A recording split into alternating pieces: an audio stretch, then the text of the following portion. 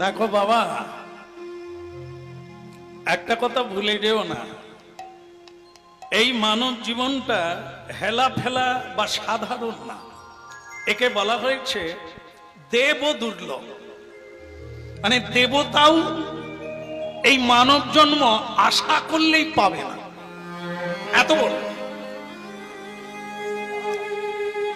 কিন্তু আমরা ধরতে পারি না যে এর কি দাম আছে। এই তো শুধু এক মুঠো খেয়ে বেঁচে থাকার লড়াই চলছে, একটু শুধু খাবো আর ঘুমাবো, বেঁচে থাকবো, তাই লড়াই করে পেরে উঠি না। আর কি করা যায়? যারা দেবতা হয়েছে তারা মানুষ ছিলেন। দান করলে পুণ্য হয়, পুণ্য করলে স্বর্গে যায়, স্বর্গে মানে দেবতা হয়। এই দান করলে পুণ্য হয় মানে কি, আপনি দান যত করবেন তার চৌগুণ আপনি পাবেন। দেবতা হয়ে আপনি সেই ভোগকালটা প্রাপ্ত হবেন। দেবতার আয়ু বেশি, দেবতা দেখতে সুন্দর, দেবতার মানে রোগ জ্বালা ব্যাধি নাই, দেবতা অপার আনন্দে কিছুদিন থাকবে। কতদিন থাকবে না, যতদিন তার পুণ্য শেষ হবে না। পুণ্য শেষ হলে আবার তাকে এই পৃথিবীতে ভিখারি হয়ে জন্ম নিতে হবে। তাহলে ভেবো না বাবা যে এই জীবনটা কেবল খেয়ে পরে বেঁচে থাকার জীবন না, সাধনার জীবন।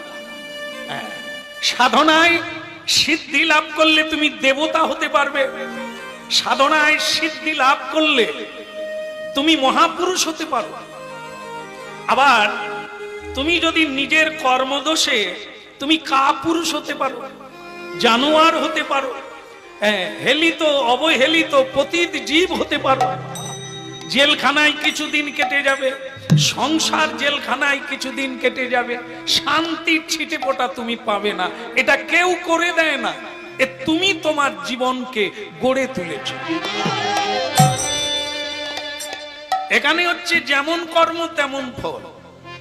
তুমি যেমন পরিশ্রম করবে তেমন উপার্জন করবে, সেই উপার্জনে তুমি সুখী কিংবা দুঃখী। কাউকে দোষ দিলে হবে না, না সমাজ, না মা বাবা, না আমার জ্ঞাতিবর্গ, না এই রাজ্য, না এই কেন্দ্র, কেউ না। তুমি তোমার ভাগ্য নিজেই গড়ে তোলো। মানুষ যেমন কর্ম করে তার সুখ কিংবা দুঃখ সে নিজেই অর্জন করে। এই জন্য পরের দোষ না দেখে নিজের দিকে তাকাও। তুমি কি করলে উন্নতি করবে, কি করলে তোমার অধঃপতিত হবে, নিজের দিকে তাকাও। তো স্বয়ং মহাপ্রভু এই পথ দেখিয়েছেন, হরের নামই বুকে বলম। কেন? এর মধ্য দিয়ে কি হবে? এর মধ্য দিয়ে জীবন গড়ে উঠবে। সবচাইতে দোষ হচ্ছে আমাদের পাওয়ার চাইতে হারাই বেশি। জ্ঞান নেই তো, উপার্জন করলাম যেটা কষ্ট করে সেটাকে ধরে রাখতে পারি না, এই জন্য ফকির হয়ে গেলাম, এই জন্য দুঃখী হয়ে গেলাম। কখনো সরকারের কাছে হাত পাতি, কখনো মানুষের কাছে হাত পাতি। আমরা দিনহীন হয়ে কেবল লোকের কাছে দীনতা স্বীকার করি, দাসত্ব স্বীকার করি না। তুমি মহিয়া অমৃতস্য পুত্রা, তুমি ভগবানের অংশ থেকে তোমার জন্ম। তা ভগবান হচ্ছে আনন্দময়, তুমি নিরানন্দ কেন? তোমার বাবা হচ্ছে রাজার রাজা, অনন্ত ব্রহ্মাণ্ডের রাজা ভগবান কৃষ্ণ। তুমি যদি তার পুত্র হও তাহলে তোমার এত দুঃখ কেন? যেমন জগতে বাবার অনেক সম্পত্তি আছে, কিন্তু ছেলে বাবার মতে চলে, এই জন্য বাবা তাকে কি করে?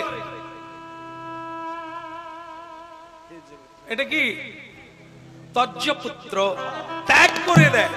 ত্যাগ করলে তার কি গতি হয়? যদিও সে জমিদারের ছেলে, কিন্তু এখন সে ভিখারি।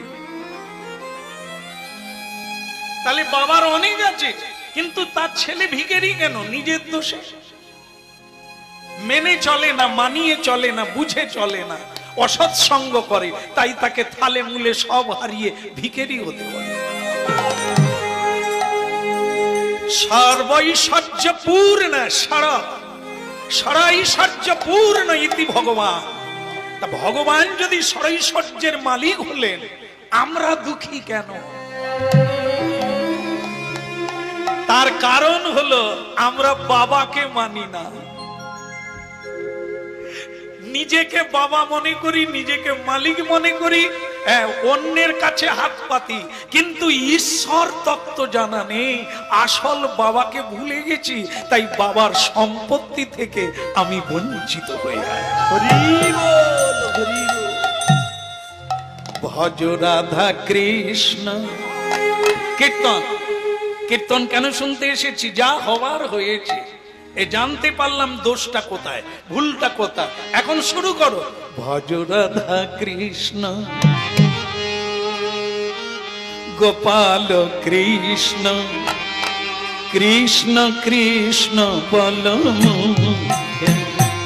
একবার ভজ রাধা কৃষ্ণ গোপাল কৃষ্ণ কৃষ্ণ কৃষ্ণ বল। ভজ রাধা কৃষ্ণ গোপাল কৃষ্ণ কৃষ্ণ কৃষ্ণ বল। একবার ভজ রাধা কৃষ্ণ গোপাল কৃষ্ণ কৃষ্ণ কৃষ্ণ বল। নামে বুকে ভরে যায় অভাব মিটায়, ওরে নামে বুক ভরে যায় অভাব মিটায়। নামে বুকে ভরে যায় অভাব মিটায়, স্বভাব জাগায় মহাসুখে মন আমার। কৃষ্ণ কৃষ্ণ বল মুখে। একবার ভজ রাধা কৃষ্ণ গোপাল কৃষ্ণ কৃষ্ণ কৃষ্ণ বল মুখে। ওই না ভজ রাধা কৃষ্ণ গোপাল কৃষ্ণ কৃষ্ণ কৃষ্ণ বল মুখে। ভজ রাধা কৃষ্ণ গোপাল কৃষ্ণ কৃষ্ণ কৃষ্ণ বল মুখে। ভজ রাধা কৃষ্ণ গোপাল কৃষ্ণ কৃষ্ণ কৃষ্ণ বল মুখে। নামে বুক ভরে যায় অভাব মিটায়, নামে বুক ভরে যায় অভাব মিটায়। নামে বুক ভরে যায় অভাব মিটায়, নামে বুক ভরে যায় অভাব মিটায়। স্বভাব জাগায় মহা সুখের মন আমার। কৃষ্ণ কৃষ্ণ বল মুখে। ওই না স্বভাব জাগায় মন সুখের মন আমার। কৃষ্ণ কৃষ্ণ বল মুখে।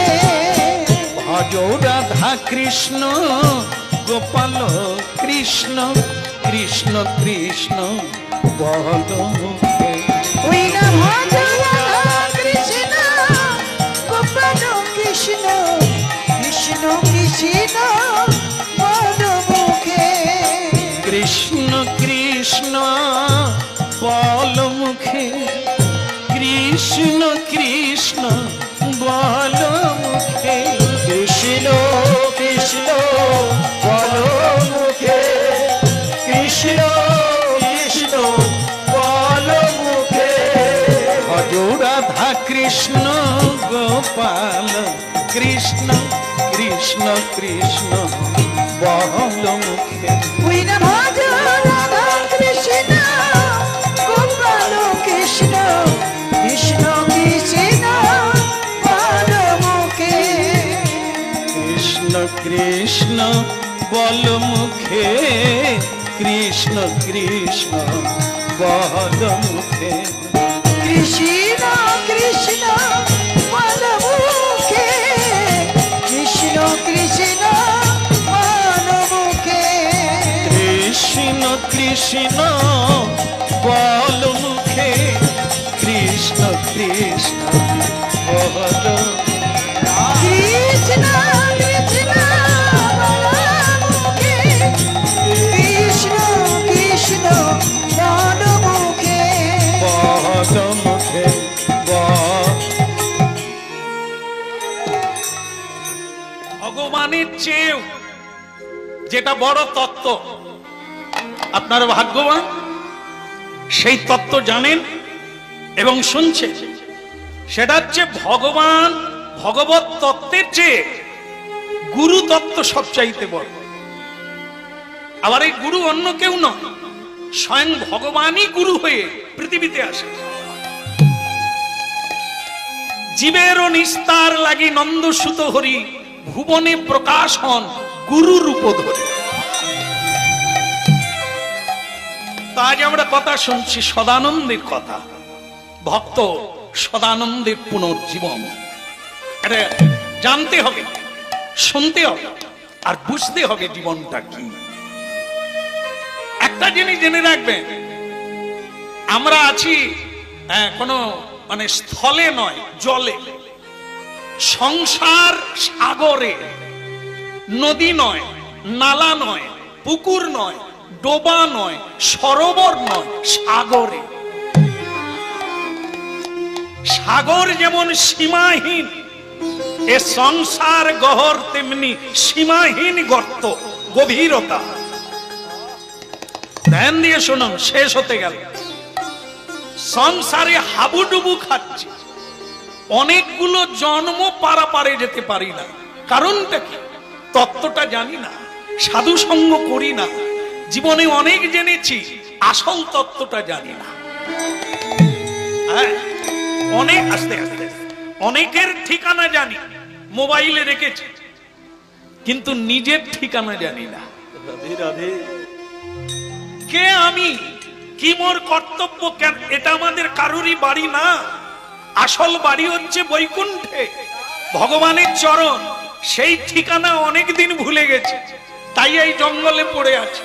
এই জন্য মহাপ্রভু হরিনাম এনেছে। শোনো, ঠিকানা পেয়ে যাবে, রাস্তা পেয়ে যাবে, পথ পেয়ে যাবে, জীবন পেয়ে যাবে। ভক্তমন্ডলী মায়েরা, আজকে আমরা তো শুনছি ওই কথা। গুরু, এক বিখ্যাত গুরু নাম আপনারা বৈষ্ণব জগতে জেনে থাকবেন, যার নাম হচ্ছে রামানন্দ স্বামী।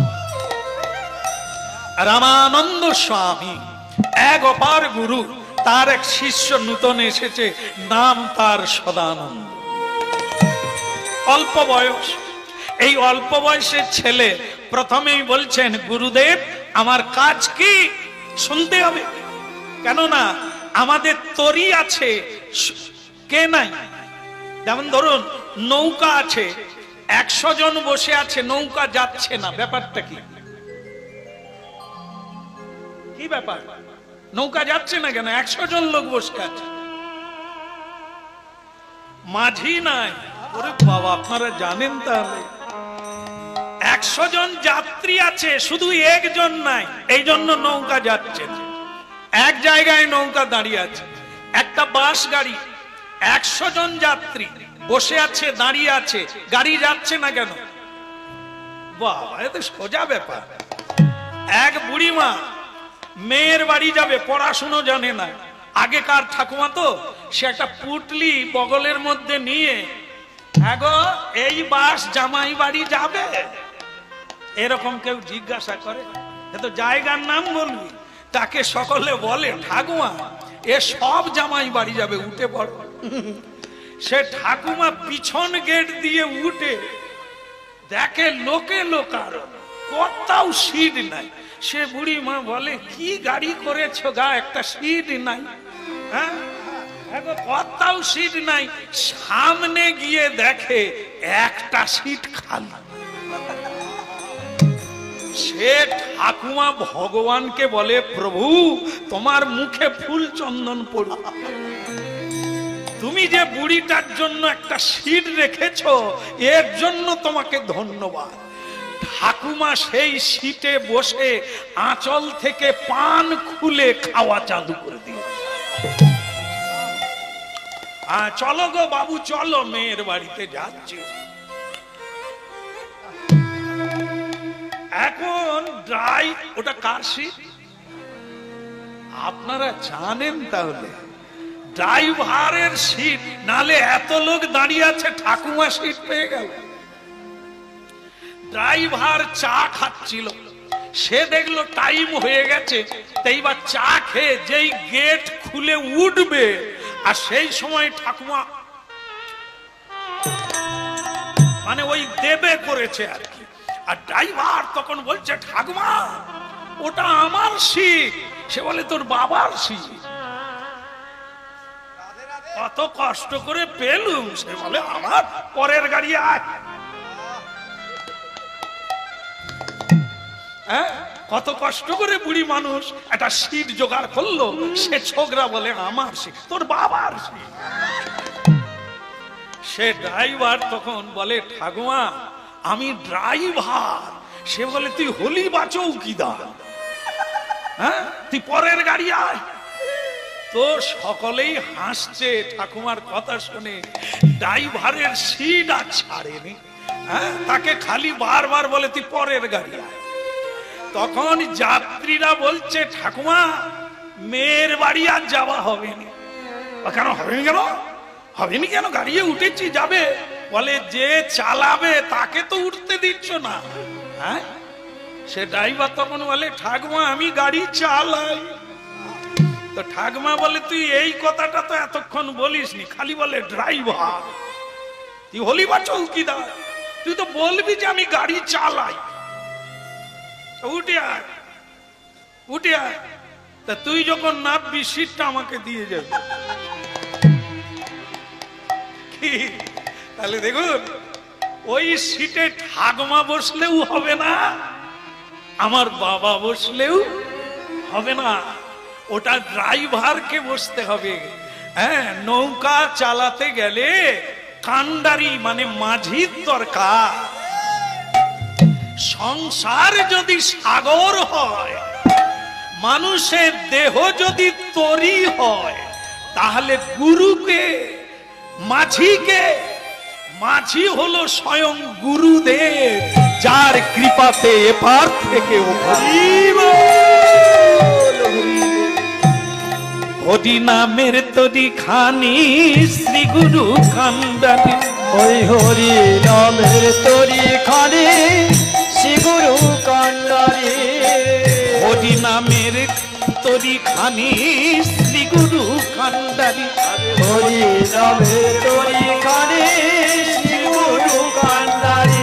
বলে সংকীর্তন কেরুয়া দুবা উপসারী। ওই না সংকীর্তনের কেরুয়াল দুবা উপসারী। এই দেখুন, এই আমাদের এই জায়গা ভারী সুন্দর পরিবেশ তৈরি করেছে। সামনে কে আছেন? আমাদের প্রাণের প্রাণ নিতাই গৌর। হাত কিভাবে তুলে আছে? এই হচ্ছে কেরুয়াল। কেরুয়াল মানে দুই বাহু প্রসারী, উপর দিকে হাত তুলে হরিনাম করাকে পার হওয়ার রাস্তা বলেছে। সংকীর্তনের কেরুয়াল দুবাহু প্রসারী। সংকীর্তনের কেরুয়াল দুবাহু প্রসারী। হরে কৃষ্ণ হরে কৃষ্ণ কৃষ্ণ কৃষ্ণ হরে হরে, হরে রাম হরে রাম রাম রাম হরে হরে। হরে কৃষ্ণ কৃষ্ণ কৃষ্ণ হরে হরে, হরে রাম রাম রাম হরে হরে। হরে কৃষ্ণ কৃষ্ণ কৃষ্ণ হরে হরে, হরে রাম রাম রাম হরে হরে। হরে কৃষ্ণ কৃষ্ণ কৃষ্ণ হরে হরে, হরে রাম রাম রাম হরে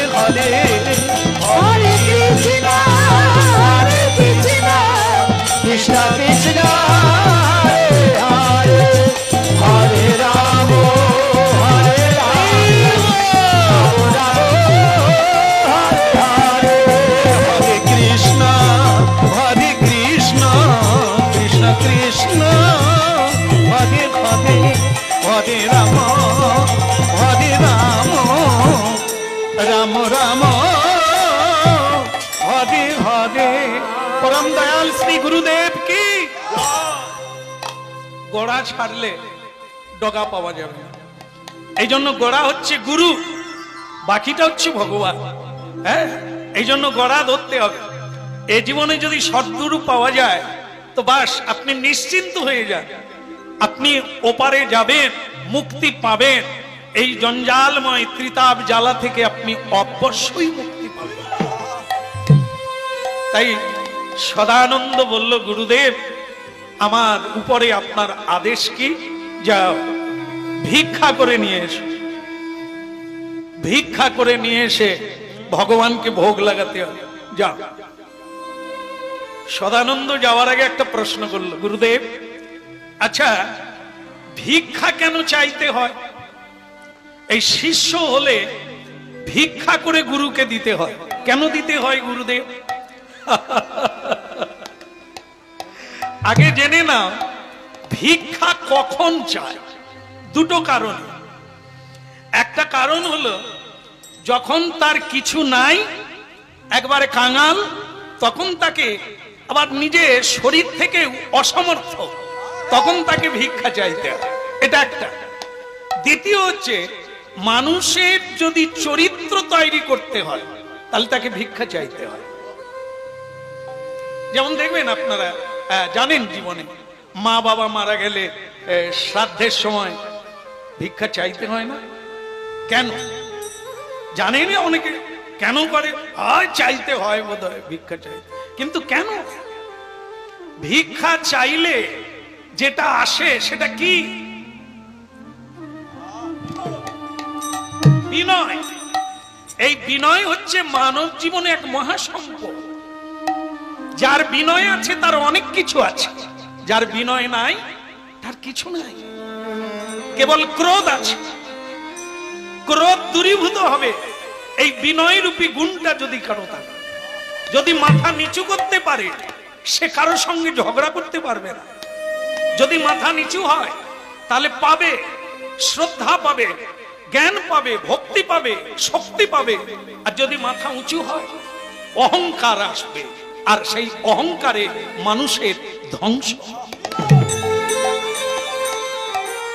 তাই গুরুগৃহে গেলে, কোন ছেলে মেয়েরা গুরুগৃহে থাকলে তাকে গুরুদেব ভিক্ষা করতে পাঠায়। স্বয়ং ভগবান কৃষ্ণকে করতে হয়েছে, ভগবান রামচন্দ্রকে করতে হয়েছে গুরুগৃহে যখন গিয়েছে।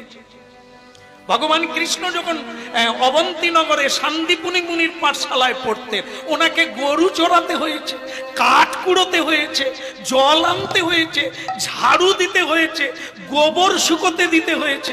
কেন? জীবন গঠন হবে, জীবন শৈলী তৈরি হবে। হ্যাঁ, আর যেগুলো দেখবেন বড় লোকের ছেলেরা এই স্কুলে গেল, গাড়ি করে এলো, এরা দেখবেন মানুষ চিনবে না, কারণ মানুষের সঙ্গে মিশলো না, জীবনটা জানলো না। শোষণ করবে কিন্তু দান করতে পারবে না। কেন? হ্যাঁ, শোষণ করা যায় কিন্তু তাদের শোধন করা যায় না। শোধন করতে গেলে চাষ করে দেখতে হবে চাষে কত পরিশ্রম হয়, কত কষ্ট হয়, তবে তো দাম দেবে। যারা কিনে খায় তারা জানে না, তারা বলে আলুর দাম কেন? যারা আলু তৈরি করে তারা জানে একটা আলুর দাম কত হতে পারে, কত মেহনত হয়, কত কষ্ট হয়। এটা জানলে সে বলবে না এত দাম কেন। সে যখন বাড়িতে মূলো চাষ করে বাজারে গিয়ে মূলোর দাম চড়াতে চায়, কিন্তু আলু কিনতে গেলে বলে এত দাম কেন। এটা কেন? জানে না। তাই মানব জীবন তৈরি করতে গেলে তাকে এই কঠোরতার জীবনে প্রথমে আসতে হবে। স্বয়ং ভগবান কৃষ্ণ তাই করতেন, তাই আমাদেরও তাই করতে হবে, তবে সেই জীবনটার খোঁজ পাবো। তাই শোনা, হ্যাঁ, উঁচু জমিতে জল টেকে না, নিচু হলে ফলবে সোনা। যাও ভিক্ষা চেয়ে নিয়ে এসো। আর আরেকটা জিনিস আছে, মাধুকরী। মাধুকরী মানে মৌমাছি, মধুমক্ষিকা নানান ফুল থেকে বিন্দু বিন্দু করে মধু এনে চাকে ভরে, তখন বৃহৎ হয়। ওটা একদিনে নয়, অনেক দিন একটু একটু করে সঞ্চয় করে, একটা ফুলে নয় বহু ফুলের মতো। তাকে বলে মাধুকরী। ওইটা মধুটা পুজোয় লাগে, যদিও এঁঠো মানে মৌমাছি, হ্যাঁ, তবুও ওটা পুজোয় লাগে। কেন? ওর মধ্যে তত্ত্ব লুকিয়ে আছে, ওর মধ্যে ত্যাগ লুকিয়ে আছে। দান পবিত্র, ফুল বুক খুলে দিয়েছে, কত মধু নিবি নে। মৌমাছি সব মধু নেয়নি, একটু নিয়েই চলে যায়। এই সদানন্দ, ভিক্ষায় যাবি, আমার নির্দেশ পালন করবি। সেটা হচ্ছে এই জায়গাগুলো হরিনাম মানে আমাদের জীবন গঠনের জন্য। যদি ভুলে যাই তো ভুলে গেলাম, আর যদি মনে রাখি আমাকেও মনে রাখবে। সেটা হলো জীবনে গুরু যেমন তরি চালায়, গুরু নির্দেশে বসতে হবে, গুরু নির্দেশে কর্ম করতে হবে। তাই গুরু আদেশ দিল সদানন্দকে, কারো এক বাড়িতে ভিক্ষা নিবি না, বেশি দিলেও নিবি না, এক মুঠো করে নিবি, বিভিন্ন বাড়িতে নিবি। আর ধনীর বাড়িতে যাবি না, মধ্যবিত্ত গরিব মানুষের বাড়িতে যাবি, ধনীর বাড়িতে যাবি না, দিলেও নিবি না, এ আমার আদেশ।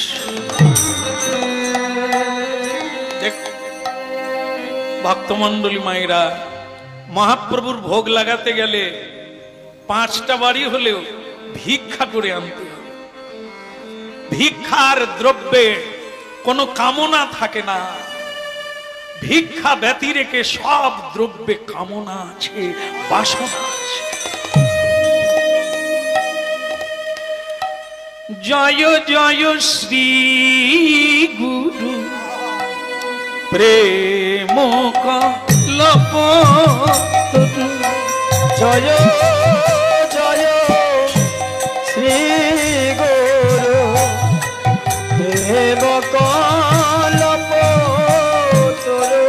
জয় জয় শ্রী গুরু প্রেম কলপ, জয় জয় শ্রী গুরু প্রেম কলপ, বলে অদ্ভুত যাক পরখা, অদ্ভুত যাক পরখা, ইয়া জ্ঞান তিমির বড় জ্ঞান, আরো আগে আরো শিবির বড় গারো, বলে সুচন্দ্র কি রনে করুণা, ওই না সুচন্দ্র কি রনে করুণা, তোমরা সবাই মিলে জয় দাও হে, সবাই মিলে জয় দাও হে, উলুধ্বনি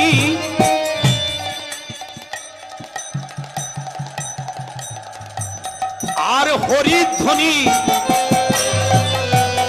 তোমরা সবাই মিলে জয় দাও হে। ওই